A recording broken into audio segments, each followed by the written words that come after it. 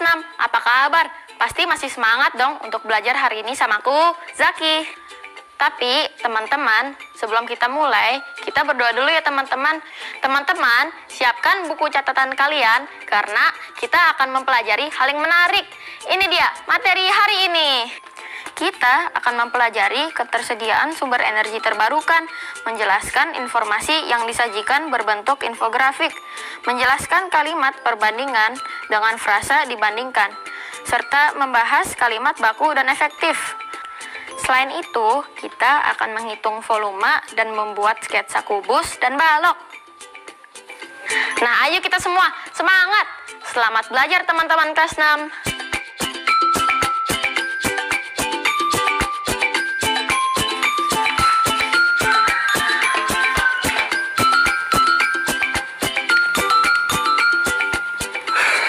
Jaki, coba kamu lihat. Tante Nina ngirim foto ke ayah nih. Tante Nina? Yang tinggal di Belanda ya? Tapi ini apaan? Kayak baling-baling. Ini namanya kincir angin, sayang. Tapi kincir angin itu gunanya apa ya? Di negara Belanda, kincir angin tradisional digunakan di area pertanian. Dan membantu meringankan pekerjaan orang-orang di masa itu. Mereka memanfaatkan angin sebagai sumber energi untuk menggerakkannya. Satu hal lagi, setiap kincir memiliki fungsi yang berbeda. Walaupun sudah berumur ratusan tahun, kincir itu masih dimanfaatkan sampai saat ini, bahkan dijadikan sebagai tempat wisata. Namun, sekarang dengan kemajuan teknologi dan perkembangan zaman, metode itu dimanfaatkan sebagai pembangkit listrik.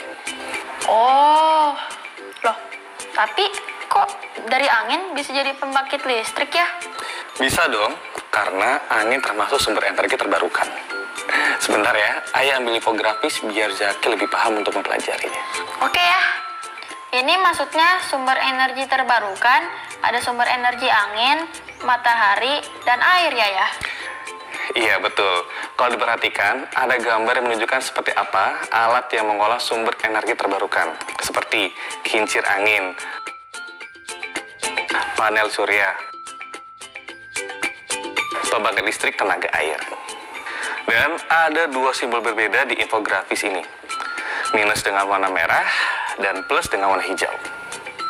Bahwa poin-poin ini berguna untuk membandingkan kelebihan dan kekurangan dari masing-masing sumber energi alternatif terbarukan yang tercantum dalam infografis. Di bawah sumber energi angin ada kalimat angin yang tidak stabil karena Indonesia terletak di daerah Khatulistiwa. Di sebelahnya simbol minus. Berarti itu adalah kekurangan sumber energi angin ya? Bener sayang. Kalau Zaki baca lagi di sini, lihat kekurangan dari sumber energi matahari itu apa? Ayo. Panel surya memerlukan lahan yang luas sehingga mengurangi luasan lahan pertanian. Panel surya itu apa ya? Panel surya itu media yang bisa menerima cahaya matahari dan mengolahnya jadi pembangkit listrik. Kekurangan dari sumber energi matahari juga sinar yang redup di musim tertentu. Oh, gitu. Nah, kalau sumber energi air hanya bisa menyediakan listrik untuk daerah yang berada di dekatnya. Dan juga biaya instalasi di awal sangat tinggi. Loh, kok sumber energi terbarukan kayaknya kurang baik ya? Bukan kurang baik sayang, karena segala sesuatunya kan ada kekurangan, ada kelebihannya. Tuh udah siang kita. Kamu nggak lapar tuh? Nggak lapar kamu? Lapar? Tidak lapar, belum makan. Ayo makan. Ayo. Let's go. Let's go.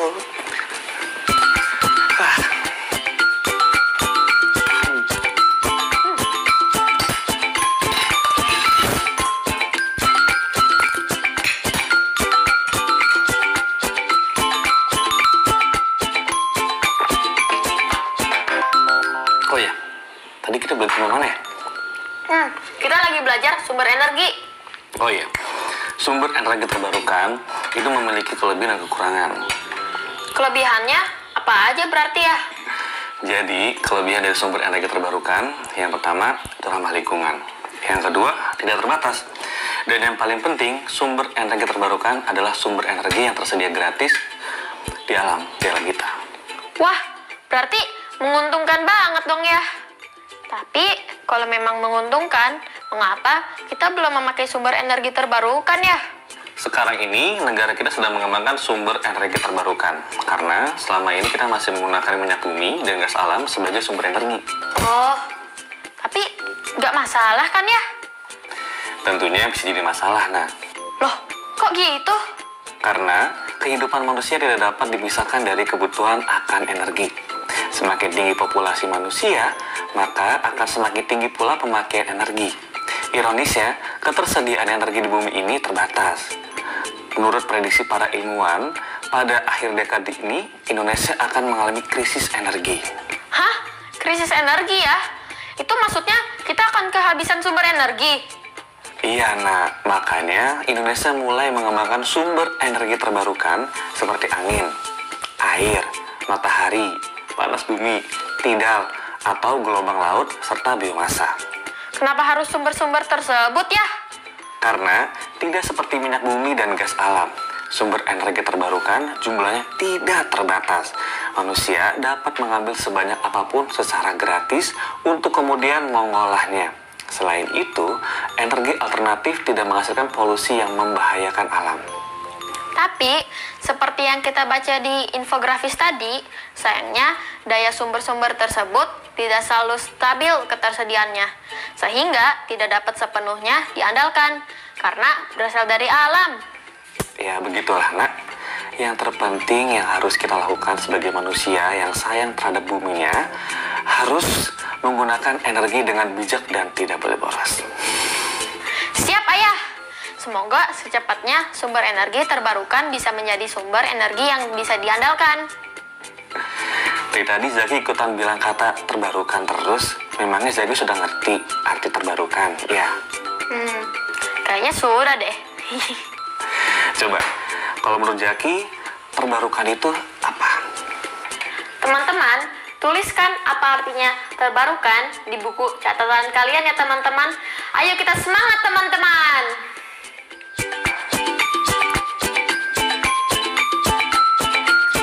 Ayo ya. Iya, Nak. Kenapa? Aku udah tahu apa arti kata terbarukan. Coba sini, ayo lihat. Wah, hebat kamu. Kamu sudah memahami makna dari terbarukan. Coba kalau kayak gitu, Zaki buat kalimat perbandingan. Kalimat perbandingan? Iya, kalimat perbandingan merupakan kalimat untuk bisa melihat persamaan dan perbedaan dari dua hal itu. Berarti bisa membantu Zaki untuk menentukan mana sumber energi yang lebih baik dong ya. Bisa, karena biasanya kalimat perbandingan ini digunakan untuk menemukan kelebihan ataupun kekurangan dua hal yang memiliki sifat yang berbeda. Oh, gitu. Oke ya, coba Zaki buat ya. Oh iya, ada yang perlu diingat ya, Zak. Frasa yang sering digunakan dalam kalimat perbandingan adalah dibandingkan. Dibandingkan? Oke ya. Coba kamu buat salah satu contoh kalimatnya. Apa ya? Jika dibandingkan dengan minyak bumi, pengolahan biomasa lebih ramah lingkungan. Benar gak ya? Benar, Zaki. Wah, hebat nih anak ayah nih. Pintar. Iya dong ya. Berarti sekarang Zaki dan teman-teman di rumah membuat 3 kalimat perbandingan antara sumber energi terbarukan dengan sumber energi tidak terbarukan dengan menggunakan kata dibandingkan ya. Oke ya. Teman-teman, buat 3 kalimat perbandingan di buku catatan ya.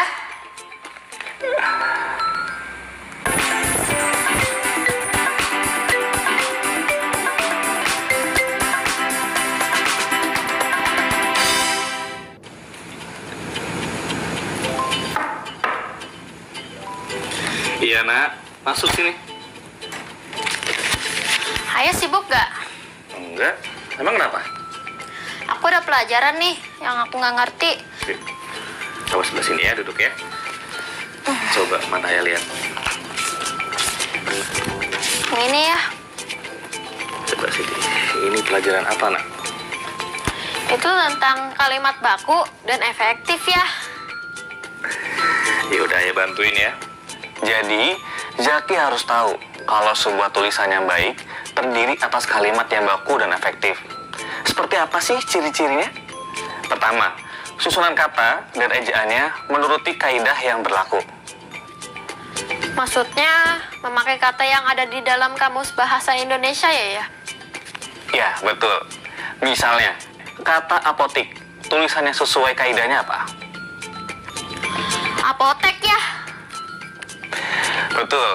Coba, kalau di kalimat ini, mana yang nggak sesuai dengan kaidah? Aji terpaksa meminta izin tidak masuk sekolah karena antrian di puskesmas sangat panjang. Kata izin seharusnya izin dan kata antrian seharusnya antrean. Nah, itu Zaki mengerti. Lanjut ya. Ciri kedua, kalimat baku dan efektif adalah memiliki susunan subjek dan predikat, kemudian ditambahkan dengan objek, pelengkap hingga keterangan.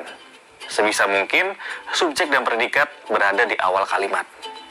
Misalnya, contoh kalimat ini, bagi semua peserta diharapkan hadir tepat waktu. Seharusnya yang benar adalah semua peserta diharapkan hadir tepat waktu. Nah, itu benar Zaki. Jadi, susunan kalimatnya harus jelas. Zaki sudah belajar kan, SPOK? Udah dong ya, kan Zaki udah kelas 6. Bagus, Nak. Nah, ciri yang ketiga, kalimat baku dan efektif yaitu ringkas dan tidak bertele-tele, agar pembaca mudah menangkap gagasannya. Kalau contoh kalimat ini nih, bagaimana seharusnya yang benar? Para siswa-siswi sedang mengerjakan soal ujian masuk perguruan tinggi. Kata Bu Guru, kalau pakai kata para, nggak perlu pakai kata ulang yang berarti banyak. Jadi seharusnya siswa-siswi sedang mengerjakan soal ujian masuk perguruan tinggi. Zaki hebat. Ada ciri lainnya ya? Ada satu lagi nih, kalimat baku dan efektif tidak boleh ambigu yang menyebabkan pemahaman yang berbeda dari pembacanya. Misalnya seperti apa ya? Pasti Zaki sering dengar kalimat ini ya. Kepada Bapak Kepala Sekolah, waktu dan tempat kami persilakan. Memang itu bukan kalimat baku dan efektif ya? Coba, Zaki ngerti nggak kalau ayah tanya maksud mempersilakan waktu dan tempat? Iya juga ya. Zaki jadi bingung mendefinisikan makna kalimatnya. Nah, seharusnya memakai kalimat seperti ini. Kepala sekolah dipersilakan menyampaikan pidatonya sekarang. Kalau begitu lebih jelas maksudnya kan? Iya ya. Zaki sudah mengerti sekarang, Nak? Iya ya. Sekarang Zaki jadi tahu apa ciri-ciri kalimat baku dan efektif. Kalau begitu, sekarang Zaki coba latihan soal ya. Oke ya. Teman-teman, ayo kita kerjakan latihan soalnya. Kita ubah kalimat-kalimat ini menjadi kalimat efektif dan baku. Tulis di buku catatanmu dan tunjukkan jawabanmu ke guru atau pendamping di rumah ya. Semangat!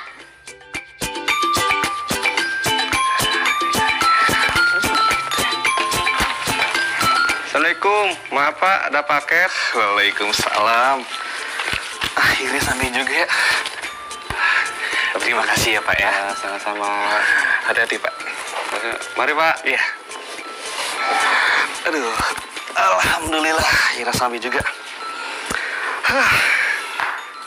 Ya, itu apa ya? Ini kipas angin, Nak. Oh, yang ayah pesan kemarin ya? Iya sayang. Oh iya, ntar malam kita pasang ya. Wah, asik. Mau ya? Loh, kok ayah beli 2? Iya Nak, karena yang satu mau ayah pasang di ruang tengah, yang satu lagi mau ayah pasang di ruang tamu. Oh gitu. Kalau melihat kardus-kardusnya, ini Zaki jadi ingat pekerjaan tentang volume kubus dan balok. Oh ya? Iya ya, sebentar. Ini panjangnya berapa ya? Oh, ini. Coba lihat dulu ya. Ini itu panjangnya kira-kira 20 cm sayang. Kalau yang ini? Kalau yang ini panjangnya itu 60 cm, lebar ini karena sama kayak kubus, ini 20 cm. Buat tingginya ini 50 cm, sayang. Ini ya? Coba ya lihat ya. Volume kardus kubus, iya. Wah, hebat anak ayah. Benar sekali, Zaki. Volume sebuah kubus yang panjang sisinya S adalah S kali S kali S. Sedangkan volume sebuah balok yang panjangnya adalah P, lebarnya adalah L, dan tingginya adalah T. Jadi P kali L kali T. Kalau rumus ini, Zaki sudah paham ya? Wah, hebat anak ayah. Coba, kamu ingat gak sayang? Dulu kamu cita-cita mau jadi apa? Ayo. Aku mau jadi arsitek ya. Coba, ayah kasih contoh soal ya. Soal arsitek itu harus bisa jawab dong. Oh, oke ya. Tadi kan kita sempat belajar nih soal sumber energi terbarukan. Salah satunya air. Nah, alatnya namanya apa? Ayo. PLTA, pembangkit listrik tenaga air. Benar kamu, Zaki. Wah, hebat nih anak ayah. PLTA bekerja dengan cara mengubah energi potensial dari bendungan atau air terjun menjadi energi mekanik dengan bantuan turbin air, dan dari energi mekanik menjadi energi listrik dengan bantuan generator. Ini adalah ilustrasi PLTA yang menggunakan bendungan. Nah, Zaki sebagai arsitek diminta untuk membuat sebuah sketsa bendungan buatan berbentuk kubus dan sebuah sketsa bendungan buatan berbentuk balok dengan ukuran yang pantas menurutmu. Kemudian, hitung volume masing-masing. Jadi, Zaki buatnya di dalam aja ya. Ayo, yuk. Terima kasih, sayang. Ayo, hujan, sayang.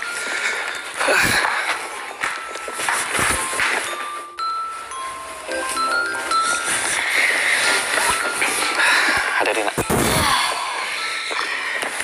Aduh.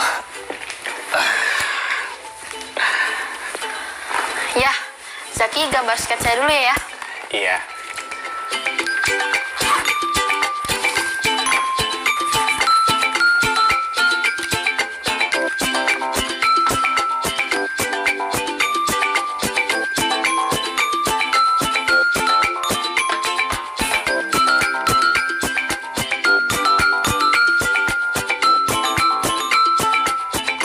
Emang, saya udah nentuin ukurannya. Belum ya? Seharusnya Zaki tentuin dulu ukurannya, biar sketsanya sesuai dengan rancangan Zaki. Kalau gitu ayo bantu ya. Oke ya.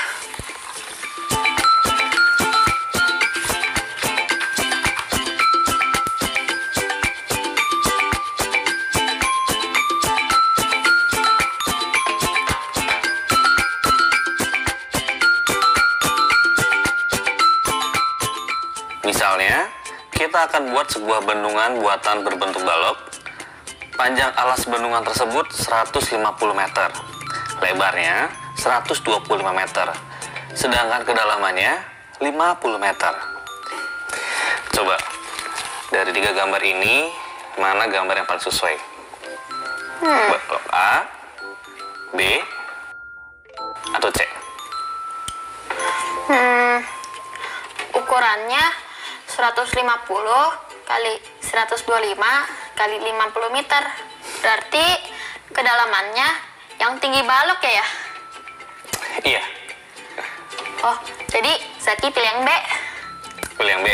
Iya. Kenapa pilih yang B? Karena ukuran tingginya itu tidak lebih dari panjangnya. Sedangkan untuk gambar yang A dan C, ukuran tingginya sama dan lebih dari panjang balok. Hebat anak ayah, sudah mengerti notasi panjang, lebar, dan kedalaman. Kalau begitu, sekarang Zaki hitung ya berapa volumenya.